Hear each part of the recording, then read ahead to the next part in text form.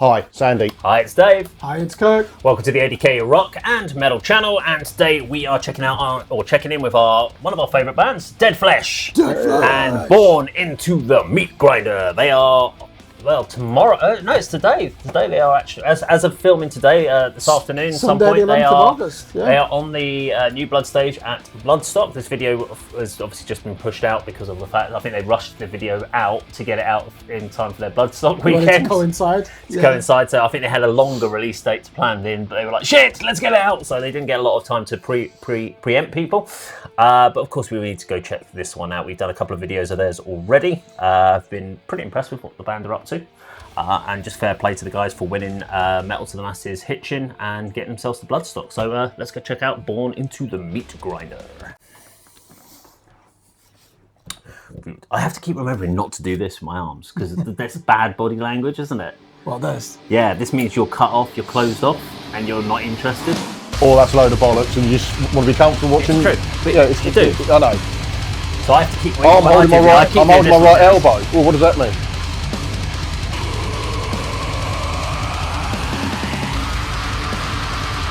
So I remember this from when they're doing this live, and it's one of those songs that gets really muddy in the live performance, but I think it sounds really good in the recording. It sounds awesome, doesn't it? Yeah. This was I reckon this was shot at the same time they did one of their other videos, the one they shot in the rehearsal studio against the black screen. It's in the same setup. Yeah, because they've interspersed it with shots of an abattoir. Chicken fat, I also feel that they've gone down the Slipknot route of Before I Forget. You know how Before I Forget just kept loads of little close-ups, but never really on their full faces. So they're doing lots of like close-up shots, little bits of the side of the face and stuff like that, rather than full. And this is also probably to help us differentiate from the other video they shot in the same room. They went for a very different vibe. Richard's wearing a hoodie, isn't he? He's wearing a hoodie. You sure he's not in a Doom band? Come on. Put a hoodie on in Doom. Ross King does that, for Denali. Every fucking Doom band does that. Is it David who's in Jebediah? Who's that? Adam, that's it. Hood up.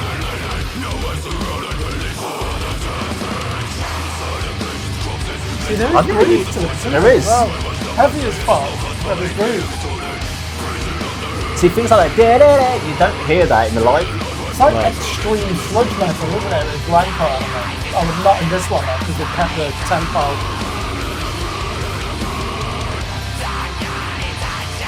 You can hear the second guitar as well in the studio version live. It's often drowned out. Also, with the fact that you've got Richard doing obviously the backing vocals on the album, versus when you've got Troy and the guys actually doing it live. So his vocals are much more suited to the backing. Live you get away with it, but on there it sounds. Those layers are really working. Are they playing 7 or 8 string guitars? Okay, 7. Yeah. I would have thought.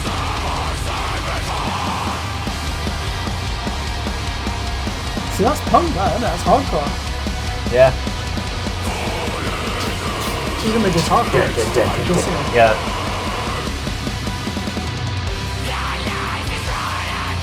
That is melody. Technically, you can say that is. that's the backing vocals, isn't it? Yeah.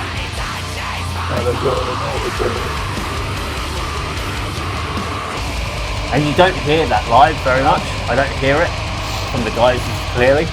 So it's really good to hear this on this. Whereas on a couple of the other songs we've done, you can really remember it live. See, this one I get lost live. I'm surprised that the band I think even they call the music deathcore. I wouldn't say this is deathcore. You wouldn't call it deathcore? No. What would you put this under then? I mean, this is getting to the more extreme elements. Yeah, I always said they like a new metal band playing Napalm Death, aren't they? I think Chris has got a new metal background as far as his influences. He's definitely using some of those riffs in there. Yeah.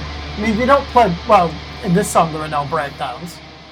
So I'll just call that extreme metal. Okay, there we go. So that's Dead Flesh and Born Into the Meat Grinder. Oh, we can't do this. Yeah, all three of us. But I think it's more because we don't want to touch each other. It's like, it's too fucking warm in here. Get off me, you fuckers. Right, so... Tell your legs that and all. Yeah. Stop touching me. Ugh. Well, that was shit, wasn't it? No, sorry, Lars. Sorry, guys, I'm sorry. No, it was actually very, very good. Definitely having heard that live, I really like it on the album or on the video concept and the video ideas and the overall production. Because it's one of those ones that, because it hasn't got that natural hook that you've got with Bodies or Dead Flesh, those natural hooks that remind it live, this one kind of gets lost. You've got the extremity or extremities, or how do you call it? Extremities. Yeah, extremities. So the crowd can get into it, but if you're just observing it when this one's played live, you're like, nah, there's no real natural hook to it. Yeah. But on the video and the production, Richard doing the back in, it really, really stands out as a great, and it's probably one of the more extreme songs on the album, I would have said, when they've done it, because when you even Bodies Upon Bodies is heavy, but this one has a lot more of the extreme elements in it, less of the melody. And I picked up the new, you said, like the new metal idea. But Andy? Yeah, I think you're right. Mentioning the sort of the hooks of the two songs you mentioned. The only thing I sort of recall from this one, hearing it live, is that backing vocals that Troy and Adam do, which Richard does on the recorded version. Yeah. But and again, I think is what they're saying. But that's the sort of, that song is Born into the Milk Grinder. Apart from Richard's introduction, which obviously there's a personal message behind this, which feeds through from the video. I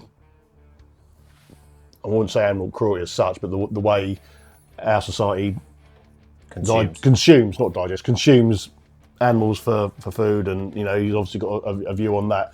And I think it was either at the beginning or the end of the video, he said he actually sort of video by Richard Stevenson. So I assume he's collated all those quite graphic and disturbing clips. Is he vegan?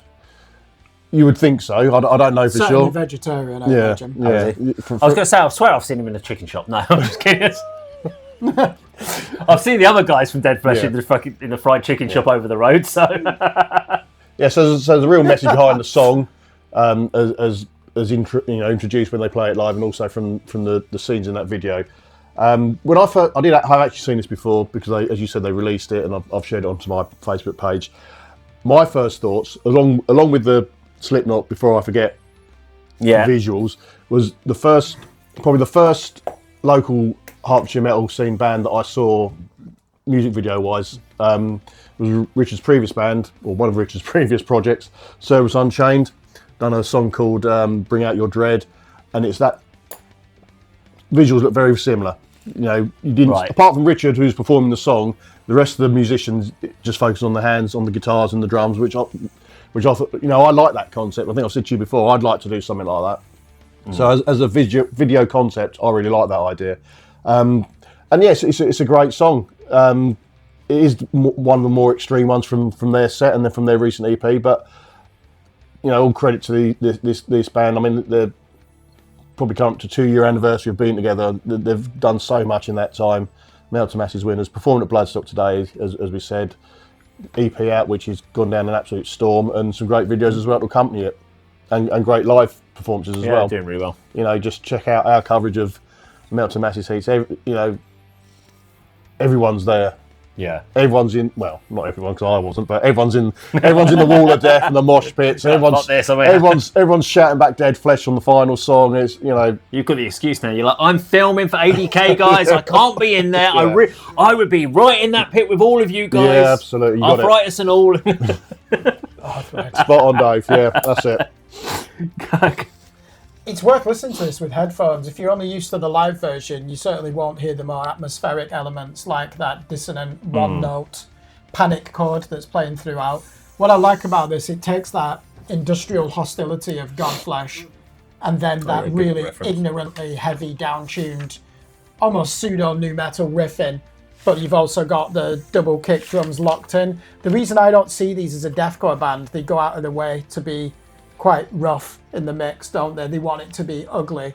There was actually a spasm of melody in there at one point for the chorus. I could hear some guitar phrasing that was certainly taking place beyond the 12th fret. I think Richard has made it very clear that this song is about animal rights, or certainly the industrial holocaust of animals, on a large scale. The number of chickens that are bred to be slaughtered each week is just mind-blowing. We're talking in the millions, obviously, aren't we? Musically, that's one of the best songs on the current EP. I think it'll go down as Stone Live. The only thing is with this, do you even need a bass player when the when the guitars are down tuned so much? I either turn up the bass even higher, or let him put some fills in there or something. Yeah, you do tend to find that when bands go down to that extreme level, that the bass tends to go higher. Yeah. So they ends up what's happening. They're playing the counter melody at high, so you could go grrr, and the bass like doom doom doom doom doom. All up here somewhere playing up the neck, because it's the only way. You put too much of that going really, really low. I mean, you can get away with it in like a doom band and go really low, because you just all hit the low end and you're like just rumbles like thunder going off, and you can get away with that. But when you're doing anything complex, it just becomes a mess. Yeah, it's like when you listen to that band Veil of Maya, because they play in like drop G, and the bass player is like shredding his bed. You can't hear any of it. You can see it in bands also, like with if you go back to the new metal, go to Korn. Korn, he changes he takes all the low end off it and rolls it back, so you can pop the bass. You can so hear it can separate from what the guitars are doing. Yeah, and that's that main thing, is that separation between instrumentation. So, and I'm interested to know with Nelly on drums about whether he. So in a lot of the more extreme drummers, when the guitarists drop down, they actually tune their kits down with it. Yeah. But obviously with him also playing in things like All to the Sky as well, now that's more rock, so you've then got the issue of if he was using the same kit in both when he's playing, you wouldn't be able to roll the kit down, or well, you could, but you'd have to keep tuning up. So I think he's probably staying in the same. He has a certain tuning that he uses for a kit for whatever band he's in. Yeah. But that is another thing you can do with drums, is roll the toms down in tuning and go for a much lower thunderous low end. I used to do it for playing it. It was a really interesting way of doing it, because most drummers just kind of stick to one tuning. But there we go. Didn't know that. Dead Flesh. Didn't know you could adjust drum tuning. Yeah, you can. You can fuck with drums in loads of ways. I tend to go much higher now. I like to have a much higher, so I can go above. So I find if the guitars, the other way is if the guitars are going lower, then you go higher with the drums. Yeah. So that you play in the counterpart. It's quite a nice way of doing it. So there you go.